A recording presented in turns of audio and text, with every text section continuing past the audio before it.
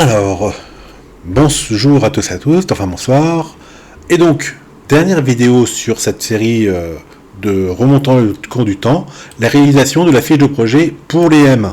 Donc j'ai fait normalement une vidéo, vous avez déjà vu la vidéo sur la visite sur le terrain, l'inspection, etc. Donc quels sont les éléments à voir. La vidéo sur qu'est-ce que un mémoire, qui a été assez longue, 37 minutes je crois, enfin je viens de la terminer, mais voilà, où j'espère que pareil vous avez vu quel était le plan général d'un mémoire, qu'est-ce qu'on allait regarder, qu'est-ce qu'il fallait faire pour vous, hein. Donc vous avez vu, lire des articles, prendre les références, bien savoir les citer, savoir argumenter, savoir articuler sa pensée, avancer, et puis dans la partie théorique, alors là on l'a pas bien vu dans cela, mais essayez quand même de faire un lien entre la partie théorique et la partie expérimentale, que votre partie expérimentale, au moins vous disiez, bon bah voilà, tel jeu, hein, ça, pourquoi bah, c'est bien analysé, ça devrait les motiver et reprendre les termes que vous avez définis précédemment, et donc avec un recueil de données, etc. Et donc dans cette troisième et dernière vidéo, réalisation de la fiche de projet donc de M1, c'est-à-dire avec moi, qu'est-ce que vous devez faire pour être évalué à la toute fin du truc. Alors, eh bien nous allons passer dans donc l'atelier machin. Donc vous reconnaissez votre module Moodle.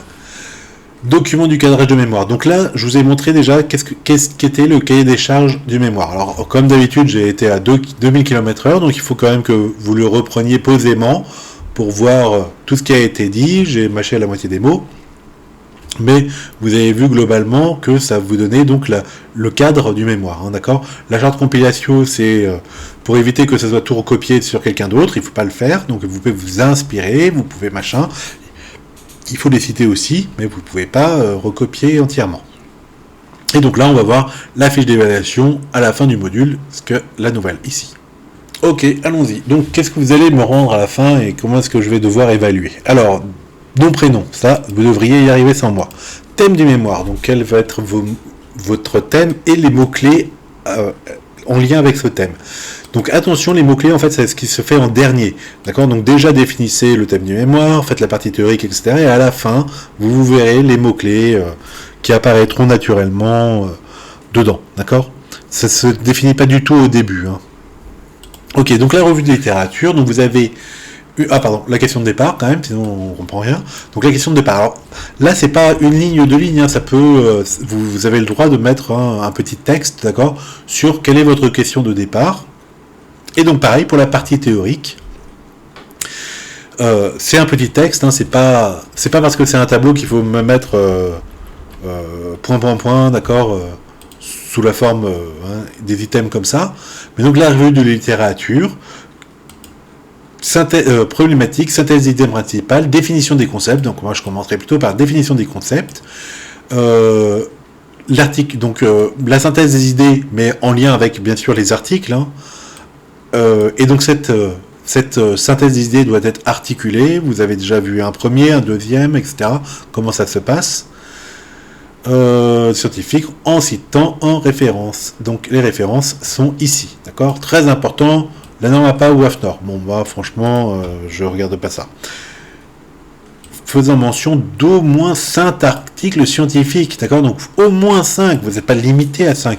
Mais donc, essayez de trouver des articles, de façon, voilà, tout a été déjà pensé, étudié, etc. Donc, en plus de 5 articles, vous pouvez mettre des références type BO, etc.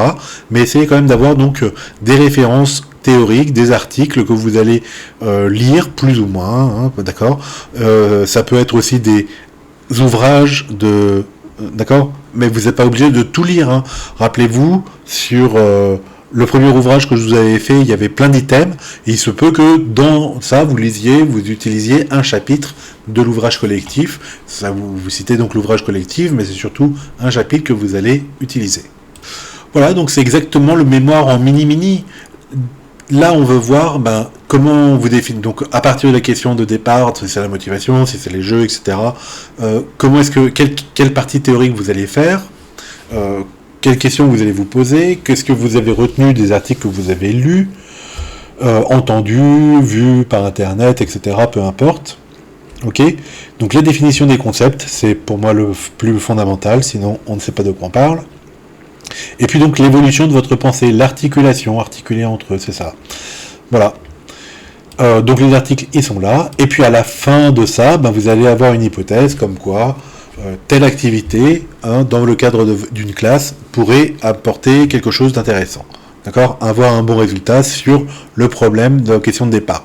Si c'est la motivation, ça va les motiver.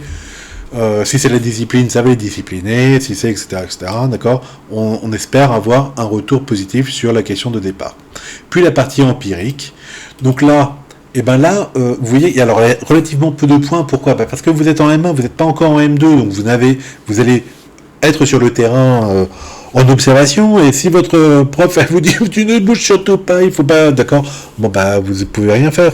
Donc voilà, donc c'est pour ça que vous pouvez quand même décrire la population. Qu'est-ce que vous auriez fait si outil de recueil des données, vous imaginez que vous pouvez faire tout le matériel, etc., et pas la réalisation. Procédure, qu'est-ce que vous auriez fait, qu'est-ce que vous auriez utilisé, combien d'heures, combien de temps, comment, est-ce que c'est en groupe, en demi-groupe, qu'est-ce que vous faites de l'autre partie. Ok, quels sont les obstacles administratifs, si vous voulez les filmer, n'oubliez pas, si vous voulez les prendre en photo, pareil, etc., d'accord. Voilà. Donc tout plein d'éléments concrets, mais vous voyez que ça représente relativement peu de points, 5 points. Pourquoi ? Parce que comme vous êtes en M1, vous n'avez pas la possibilité de réaliser effectivement cela, ou peut-être certains, mais pas tous, d'accord ? Et on ne peut pas noter si la moitié d'entre vous ne peut pas le faire. Donc il n'y a pas d'analyse de données ou quoi que ce soit. Par contre, vous pouvez imaginer, vous pouvez faire tous les supports qu'il faut pour imaginer faire tel jeu, faire tel ci, tel ça, d'accord ? Et l'idée, c'est quoi ? C'est que à la fin de ce module-là, donc à la fin de l'année de M1, votre population, etc., elle va s'adapter l'an prochain pour votre mémoire à la population que vous aurez en stage, donc soit en responsabilité, soit en pratique accompagnée, enfin bref, vous savez tout ça. Et puis vous pourrez éventuellement faire un recueil de données, etc. Si la prof, elle vous dit surtout pas avec... D'accord, vous allez peut-être vous arranger avec la CPE, avec le chef d'établissement, pour lorsqu'ils ont une période de permanence ou autre, les avoir, et puis... faire votre projet, d'accord ? Donc tout ça, ce sont des autorisations, parce que si vous les avez hors de la présence de votre enseignante, d'accord, qui est responsable, d'accord ? Voilà. Donc, tout plein d'autorisations administratives, mais pour pouvoir réaliser de toute façon votre partie empirique et trouver un truc absolument formidable. Et alors, vous allez me dire, mais cet été, qu'est-ce que vous allez faire ? Vous pensez partir en voyage ? Pas du tout. La revue de littérature, là, on va faire la synthèse, pas trop pour moi, d'accord, j'ai pas trop envie de lire, mais... Vous, pendant toutes vos vacances, bien sûr, vous allez lire les références théoriques et les résumés ici, et faire des trucs absolument super, d'accord ? Comme ça, à la rentrée, vous aurez déjà votre partie théorique quasiment finie, et celui qui vous guidera dans votre mémoire, vous pourrez lui proposer déjà tout bien fait, hein, pendant l'été. Comme ça, quand les cours commencent en M2, déjà la partie théorique sera faite, d'accord ? Et même si la partie empirique, vous aviez prévu d'être en primaire et puis vous vous retrouvez en maternelle ou inversement, ou d'accord, bref, vous pourrez vous pourrez adapter, vous pourrez changer, vous pourrez mais déjà tout ça, toute cette partie-là, ce serait bien qu'elle soit quasiment bouclée à la fin du M1, d'accord ? Ce qu'on ne vous demande pas ici, c'est de rédiger complètement, d'accord ? De faire les 25 pages. Non, ne m'envoyez pas 25 pages, c'est très très mauvais, d'accord ? Mais pour ça, c'est de faire donc l'articulation des idées, ok ? La définition des choses. Vous pouvez faire des phrases, etc. Mais il n'y a pas besoin d'en faire des kilomètres, ok ? Voilà, donc ça, au total, 5 pages maxi, c'est très bien pour l'évaluation de ça, ok ? Voilà. Alors, avant de terminer, il me semblait que je voulais vous dire d'autres choses, et voilà, donc que j'ai pas eu la possibilité. Donc c'était en fait surtout sur l'aspect visite.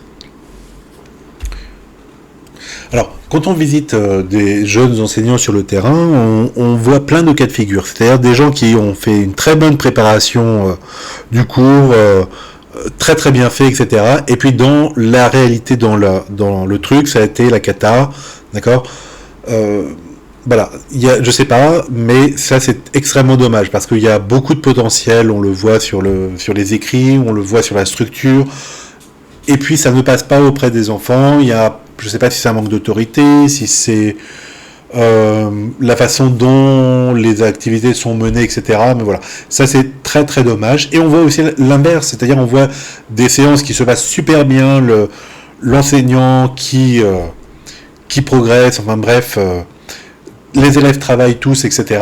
Et puis en réalité, bon bah oui, mais il se passe un truc, c'est que disciplinairement parlant, ça marche pas, hein, c'est faux, quoi. Vous voyez? Donc c'est très embêtant. Il y a beaucoup d'aspects différents, en fait, que vous avez dans ce métier. Et il y a toujours des manques, hein. C'est pas la peine que vous soyez en classe. On peut vous le dire tout de suite que il y a tellement de choses à faire. Voilà, donc vous pouvez avoir une très bonne préparation, mais pas une bonne réalisation. Vous pouvez avoir une très bonne réalisation, mais pas la bonne préparation. On peut vous dire, mais, est-ce que vous avez fait des tâches complexes, hein, et vous utilisez l'informatique? Oh là là. Bon, donc il faut que vous arriviez aussi à hiérarchiser les choses. Donc vous voyez que la formation, normalement, elle est très très riche, j'espère, hein, à l'SP, j'en sais rien, mais j'espère que.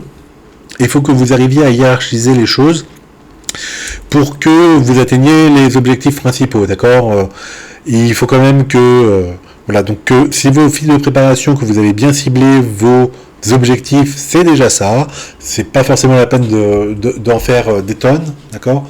Voilà, après pareil, il faut que la réalisation se soit bien fait, donc je ne sais pas comment, qui vous prépare à la gestion de classe, très probablement sur le terrain lorsque vous êtes avec votre tuteur, etc.